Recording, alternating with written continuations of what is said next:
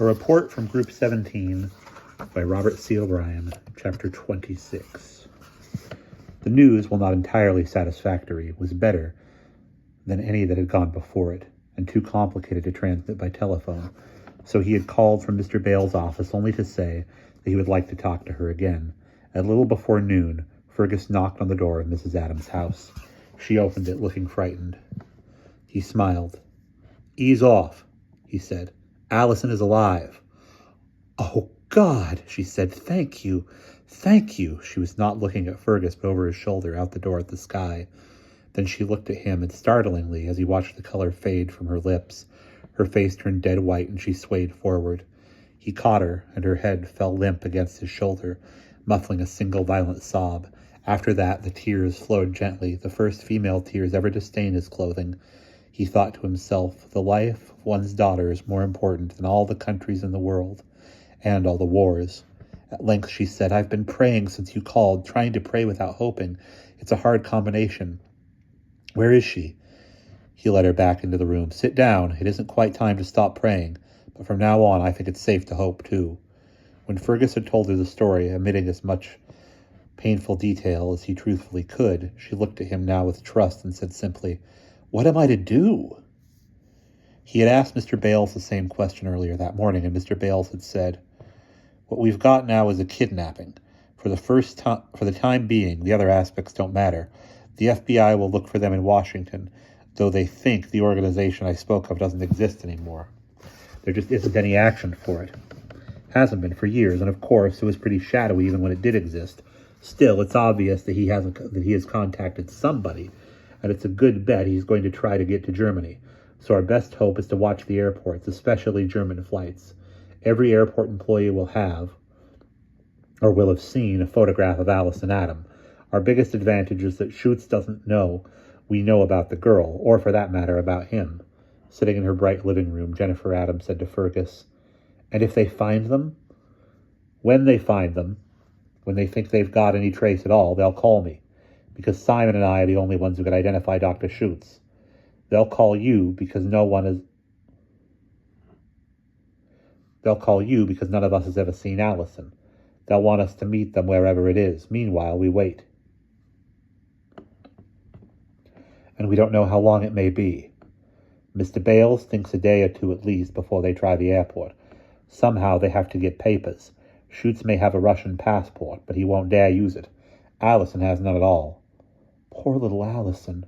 Her hand went to her face as if she might cry again, but she did not. "Locked in a cage, and now—" She stopped. "I keep thinking how frightened she must be, Mrs. Adam. My name is Jennifer. Jennifer, you have to get used to the idea that she probably isn't frightened at all." He had told her about the Steinkopf syndrome. "For the moment, at least, that's a benefit. When we find her, what will she be like? You understand, I've never seen it, but I think she will seem as if she's under hypnosis, a heavy sedation." She thought for a minute. "You know, I keep thinking I won't even care, just as long as she's alive, just so I get her back." She fell silent again. "What I dread—" "Yes? You've done so much, I have no right to ask you to do any more. I dread the waiting, for the phone to ring, and I'll have to tell the children when they come home. I don't know how to do that. Could you stay, please?" Fergus felt a surge of pleasure and felt guilty because he had felt the same feeling when she had rested her head on his shoulder. For the second time, he told himself, "It is not wrong to like someone you have to help. I'll stay as long as you like." "Then stay until they call, until they find her." The call came from Mr. Bales on the following day, just before supper. The time was 5:45. "We got a pretty good possibility, a flight from Dulles to Frankfurt, non-stop, 8:30 tonight. A Mr. David Schmidt and a Miss Schmidt, his daughter, have reservations. What makes you think—" When the tickets were picked up, Pan American, as routine, asked for the passenger's phone number to call in case there's a problem. They were given a number, we checked it, and it's phony. And the man who picked them up, it wasn't Schutz, had a German accent. Sounds good. Maybe a bit too good, but it's the only lead we've got, so we have to check it out. "All right," Fergus said. "When do we go?" "Come to my office at 6:30. We can drive over together. Bring Mrs. Adam." In the late afternoon, Allie went out from the big red house to the big black car. She and the doctor got in the back seat, the other two men in the front. She leaned back to rest, as the doctor said, so she could not see out the window, but she knew where they were going, the airport, where they might, he said, go for a ride in an airplane. She had a new dress and a new coat, new shoes, new everything, and her hair was clean. The big blonde lady named Hilda had tried to brush the tangles out, but finally she took a scissors and cut most of it off. Then she washed it. The men talked on the way to the airport. The one in front, the nice-looking one, not the driver, was telling the doctor something long and complicated, but it was all in a language she could not understand. She was pretty sure it must be German. As they talked, he gave the doctor a set of tickets in an envelope, and then another set. She knew about airplane tickets, though she had never been on a plane, because a long time ago, someone, her father, used to go away on trips. The doctor put the tickets in his coat pocket. When they reached the airport, it was an old airport, not the new one with the curvy roof. The two men in the front seat stayed in the car. She and the doctor got out. He shook hands with the two men, and they went in. Her legs still felt stiff when she walked and made her limp. Inside the big long room with the high glass wall, the lights were bright, and it was full of people walking fast, walking slow, and sitting in seats waiting with little cloth bags at their feet. Through the glass you could see the planes moving, and most of the time a voice kept calling numbers in the air. In the middle of the big room, a stone stairway led up to a balcony sort of place, where there were not so many people. All around the edges were counters. People stood in front of them, and young men and ladies in uniform stood behind them, writing tickets and talking on telephones. The doctor looked at these counters and read the signs over them. He walked, carrying his small suitcase, to one near the middle, not far from the stone stairs. There were 3 men at the counter buying tickets, and 3 men in blue uniforms behind it. It was there that the strange thing happened, and everything changed. She was standing next to the doctor, and another man wearing a tan raincoat stood next to her. 2 of the men behind the counter were talking on telephones, but the other one, when she looked up, stared hard at her. Then he stared even harder and reached under the counter and took something out. He looked at it, then back at her, then at it again. He turned to the other 2, but they were both still busy on the telephones.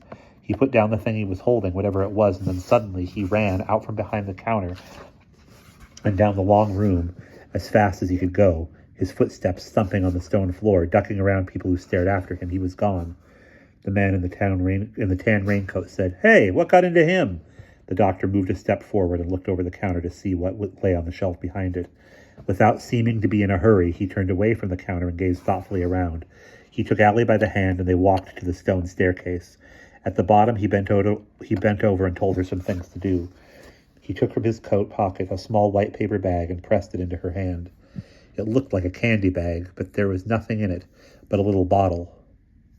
Slowly, because her leg was stiff, she went up the stairs to the balcony place. The doctor went in another direction, walking quite fast, and disappeared through a door that had a sign over it, gates 8 through 14. Up on the balcony, she walked as far as she could, to the back corner and sat down. It was darker there, and no one was near except a young man dozing over a book. She looked at the clock in the middle of the main room. She could see it clearly from here. It had 4 faces and said 6:15. She looked below and saw a commotion at the counter where she had just been. A crowd of policemen had come running up, followed by the young ticket seller who had run away. He pointed at the man in the tan raincoat, and the police grabbed him. They also surrounded the other 2 men. The man in the tan raincoat was angry. He shook off the police, shouted, and punched one of them. 3 more policemen held him, and he fell to the floor. Now they had handcuffs on his wrists, and they pulled him away, still shouting. She wondered what he had done. More policemen came and ran through the doors, with signs over them listing gate numbers. The doctor was nowhere to be seen, but the young man with the book, having watched the excitement, stood up and walked away. She looked at the clock again. 6:30. At 10 o'clock, if he did not return by then, she would take the medicine in the little bottle. When Jennifer Adam met Mr. Bales, she thought, he looks like a doctor, not a CIA man. She worked with doctors and recognized the combination of professional and yet quite genuine concern with which he looked at her. In the car, on the way to the airport, he explained, "I know this has been extremely painful for you, Mrs. Adam, and Fergus has told me how well you faced it." "Not so very well, I'm afraid. I would have expected you to be close to hysteria at this stage." He even sounded like a doctor. "You obviously are not. Still, I thought I should warn you that the part you're coming to may be the hardest of all. Sorry, that's Bales, not Fergus talking, so we'll change the accent. Try to remember, you're here to identify your daughter, not to rescue her. We'll have professionals on hand for that, and they know their jobs. When you see her, and you're sure, tell us, and then stay put. Remember that Schutz is desperate. He's been a prisoner for almost 30 years. This is his only chance to escape. He's not going to give up meekly. You sound, said Fergus dryly, as if you're trying to induce hysteria right now. Better now than then, Mr. Bales said. Jennifer saw him inspect her carefully through his rimless glasses. He added, but I think I don't need to worry. At the great glass aerodrome with its soaring Saarinen roof, their car turned off the passenger road at a service entrance. An airport policeman in a brown uniform was waiting and led them to an elevator. When they emerged, they were in a room Jennifer Adam, who had been to this airport many times before, had never known existed. It was a control center, a large, busy room full of desks, telephones, and people. Its tinted glass walls looked down on the whole vast interior of the building. She was led to a place near the wall where some chairs faced the glass. She sat down, Mr. Bales on one side, Fergus on the other. In the area below them, 1,000 people bought tickets, checked luggage, bought insurance and postcards, waited for flights to be called. Right there, Mr. Bales pointed at a long blue counter below them, is the Pan American section. Mr. Schmidt and daughter are booked for flight 341. If Allison comes to that counter, will you know her from here? I will. We have binoculars if you need them. 6 of our men, all good all FBI, all good, are watching the counter. You can't see them, but they're there. We have another one behind the counter. The plan is as simple as possible. If you see Allison or if Fergus sees Schutz, let me know, and I'll let them know. There will be a coded announcement over the public address system.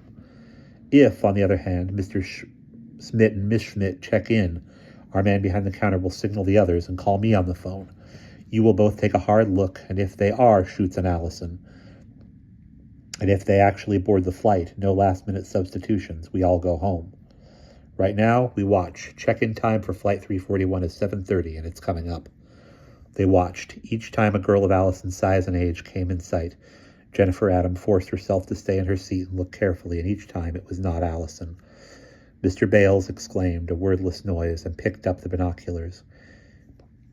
He was looking for two men in gray suits, chatting near the Pan American counter. Simultaneously, the telephone at his elbow rang. He picked it up. Yes, he said, I just spotted them myself. Be sure the others know. He hung up. Those two are Russians, he said.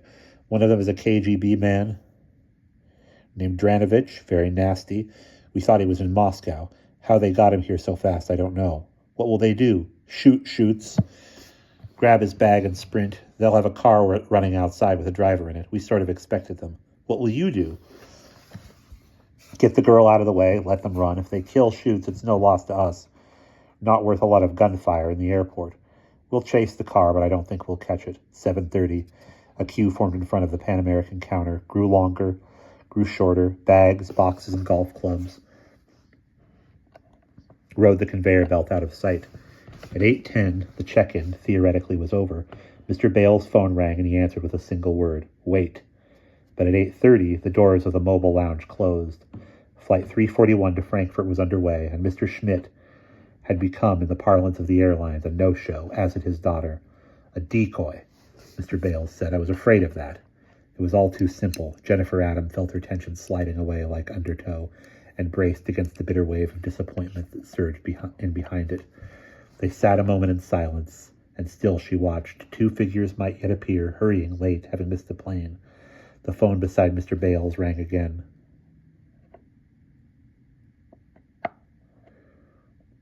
He answered, listened, spoke again more urgently, listened further, and hung up. Jennifer saw his doctor's face turn toward her, saw him composing his words cautiously. That was from the other airport, National. They say they've found her alive, unharmed, and alone. It could be a mistake, a false alarm, but they sound quite positive. In the car, riding behind a siren, in the car ahead, they made the 1-hour drive from Dulles to National in half an hour. Fergus sat beside Jennifer in the back seat, and saw the pallor and exhaustion in her face. He felt her shoulder tremble against his and placed his palm lightly over hers where it lay on the seat between them. "Hang on," he said. "It's almost over." "Thank you, I'm trying." As they approached the airport, this one older, a rambling group of low white buildings around a central glass tower, the siren was turned off. Again, they turned to a service entrance, and again, a uniformed officer met them. "Captain McTeague," he introduced himself. "The girl is still sitting upstairs. She hasn't moved in an hour. Just keeps watching the clock, holding a bag of candy. We think he brought her and then got scared off. But he might come back for her, so we've left her alone. How bad do you want him? What's the charge?" Mr. Bales said. "At this moment, just kidnapping, but there's worse on his record, including murder. We want him pretty bad." "All right," said Captain McTeague. "It's up to you. Is this the mother?" Fergus saw him look at Jennifer Adam, saw his face soften, and he spoke. "Ma'am, Mrs. Adam, you look pretty beat. Do you think you can go with us?" Look at her and hold back for a while. Jennifer said, "I can if it's really Allison." Fergus said, "I'd better go with her." "All right, but just the two. We don't want a crowd. It wouldn't look natural." He led them inside, down a corridor marked staff only, and into the big glass-walled room. He nodded toward the stone stairs leading up to the mezzanine lounge. "Up there," he said. Mr. Bales said, "I'll wait here. As soon as you're certain, come back. I want to know how it happened." They ascended the stairway slowly, McTeague leading. At the top, he turned right, led them a few paces farther on, then said quietly, "All right, now make it casual. Turn around and look behind you. All the way back at the corner. All the way back in the corner." She sat alone, a white-faced girl in a new gray dress, looking at the clock, motionless, a white paper bag in her lap. Fergus heard the sharp intake of breath. "It's Allie," she said. "It's Allie." And then again, looking over her head, looking past them both, she said, "Oh, God, thank you." She looked back at the girl, but so thin, so pale, and they've cut her hair. "Poor Allie, she's sick." She would have started forward, but for Fergus's firm hand on her arm, would have run to her. "Wait," he said, "remember?" She shook her head to clear her mind. "I'm sorry, I forgot. Can I sit somewhere? Can I watch her?" Captain McTeague smiled. "All the way at the other end," he said, "both of you. Sit and watch the planes take off. You can see her from there." Mr. Bales controlled himself with difficulty, remembering that he was dealing with, despite their uniforms, civilian amateurs. "You saw the girl," he said to the Berkshire Airline agent, who was very young and now on the defensive. "And then what?" "She looked like the picture we got this morning, but not exactly, so I pulled out the picture and looked again. Then I saw it was the girl, but her hair was cut. She was with a man in a raincoat. That is, she seemed to be, so I ran." "You ran to get the police? What else? Both the phones were busy. Ed was on one and Jerry on the other." "What did you do with the photograph?" I guess I just dropped it on the desk." "And when you came back, the girl was gone, but the man was still there?" "The man in the raincoat, yes, and two others," Captain McTeague said morosely. "We arrested the man in the raincoat. He was Congressman Frank Boynton of Vermont. He was very angry. He missed his flight." "What flight was it?" "The 7:30 to Boston, nonstop." "The other two men?" "Both absolutely okay," said McTeague. "Neither one could be our man. I've got the dope in my office." Mr. Bales glared at the clerk. "When you ran, was there a fourth man?" The young man said dejectedly, "I told the captain I think there was, but I'm not sure." "What did he look like?" "I don't know. I was so sure she was with the other one. I have an idea he wore glasses, if he was there at all." "Did he get the 7:30 flight to Boston?" "No." Both the clerk and McTeague were sure. "We've checked that." "Is there any other flight to Boston he could have taken?" The young ticket agent could now be hopeful. "None, except what?" "Well, he could have got the Eastern shuttle to New York. It leaves at 7. And then, if he were lucky, he could have got the shuttle from New York to Boston. But you can't check those. There's no reservation. You just pay when you get on. Can you check this? Is there a flight from Boston to Germany?" "Where in Germany?" "Anywhere. I'll have to get my book." The big black international airline timetable showing departure times from anywhere to anywhere all over the world was brought out, and the young clerk, now on his own home ground, rifled expertly through the pages, ran his fingers down a column and said, yes, a Lufthansa, out of Chicago, Flight 233, stops in Philadelphia, stops in Boston, then nonstop to Hamburg. What time? What time, roared Mr. Bales. Leaves Boston at 9:30. Mr. Bales looked at his watch. It said that the time was now 10 minutes to 10. He sighed. Can you get the Lufthansa? Can you get the Lufthansa office in Boston? Sure, on the telex. 4 minutes later, they had the simple answer teletyped in black capitals. Mr. David Schmidt and his daughter Miss Schmidt had booked yesterday for tonight's flight 233 to Hamburg. Mr. Schmidt had boarded, but had at the last minute canceled Miss Schmidt's reservation. Mr. Schmidt was now 20 minutes out to sea, heading for Hamburg at 500 miles an hour. Now Captain McTeague was helpful. First, he notified the airport police that the heat was off. Then he said, we'll pick him up at the other end. He's got to go through immigration, so they're bound to spot him. And those German airport police are good. We've worked with them before. They're not the regular police. They're military, Ministry of Defense. Really efficient. I know, said Mr. Bales. I'll get on the pipe, said the captain, picking up the telephone, and let them know he's coming. Just the bare outlines. Good idea, said Mr. Bales, but he could not dispel a conviction that they already knew. At the top of the stone stairway, he found Fergus and Jennifer sitting at one end of the lounge.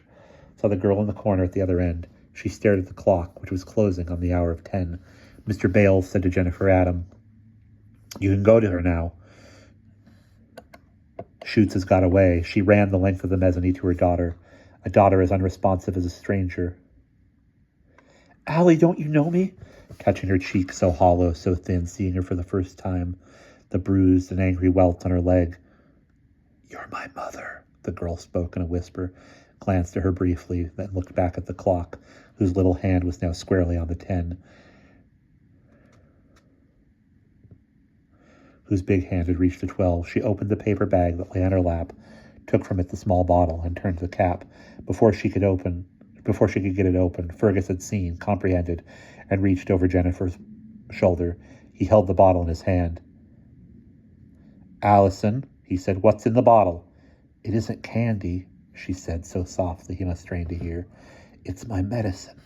The doctor said to take it at 10 o'clock if he didn't come back, or if anybody tried to make me go away. Fergus sat down beside her. Allison, the doctor has gone. He isn't coming back. I'm the new doctor. When I tell you something, it will be true. Do you understand that? She said. You're the new doctor. What you say will be true. Allie, Jennifer said, putting her arm around the thin shoulders, we're going to take you home. You've been sick, but we're going to make you well again. With her mother holding one hand and the new doctor holding the other, she walked, limping out of the airport into the car, and they drove her home. She held her mother's hand all the way home.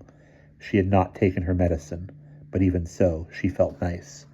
And that is the end of chapter 26.